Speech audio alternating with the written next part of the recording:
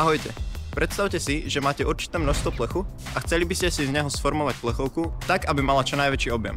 Aké by mali byť jej rozmery? Vedeli by ste si to vypočítať? Tak a teraz vám to ukážeme. To je problém so mnou. Nie? Tieto matematické triedy ja tu v Bystrici v podstate vediem už 33 rokov. Prišli sme do tejto školy s láskou k matematike a ona ju iba podporuje. Strašne ma bavilo, otec bol tiež učiteľ a mal také knižky, že úlohy pre bystré hlavy, tak som si vždy vravila, že pre bystré hlavy to je niečo cool. Napríklad včera sme s túto Táňou vysvetľovali niečo pri tabuli a sme tak, že logicky by to malo vychádzať a ona, že toto je optimizmus, to nie je matematika. Veľa našich rovesníkov sa pýta, kde využijú napríklad funkcie, integrály a tak ďalej.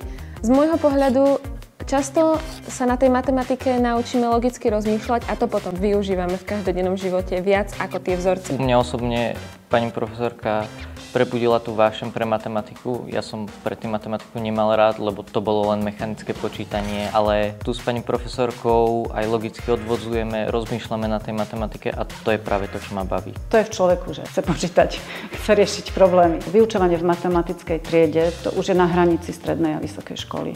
Tam sa ide viac do hĺbky a je z toho viac radosti, pretože oni sú ešte v tom veku, keď ich nadchne každý ich vlastný objav. Akú radu do života by ste dali svojim študentom a študentkám?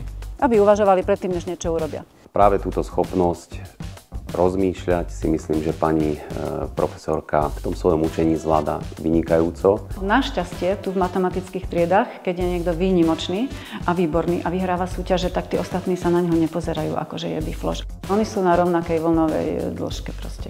A keď je niekto výnimočný, no tým lepšie. Akú najlepšiu výhovorku ste od žiakov počuli? Myslím, že si netrúfajú na výhovorky. Naše vyučovacie hodiny často vyzerajú skôr ako živá diskusia, než ako obyčajné vyučovacie hodiny, kde nám vyučujúci niečo prednáša pred tabulou. Ešte tu máme otázku z úvodu. Máme valec s určitým povrchom a chceme maximalizovať jeho objem. Aké budú jeho rozmery? Pokiaľ mám daný kúsok plechu, no tak potom výška toho valca musí byť zhodná s priemerom, teda vlastne musí sa rovnať dvakrát polomeru tej podstavy. Taký valec je najúspornejší. Moji študenti pokračujú ďalej fyziku, chémiu, študujú rôzne prírodné vedy. Všade potrebujú matematiku.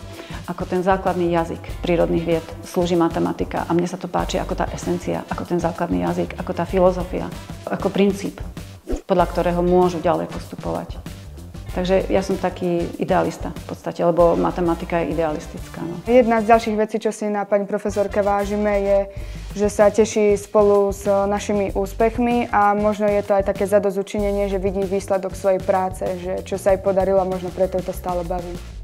Nomináciu na túto cenu vnímam ako veľkú česť pre mňa, lebo to považujem za vedeckú záležitosť. Myslím si, že na Slovensku je aj viac takých učiteľov a že som sa začudovala, že prečo práve ja. Ale veľmi si to vážim. Neviem, či si to zaslúžim. Decká hovoria, že áno.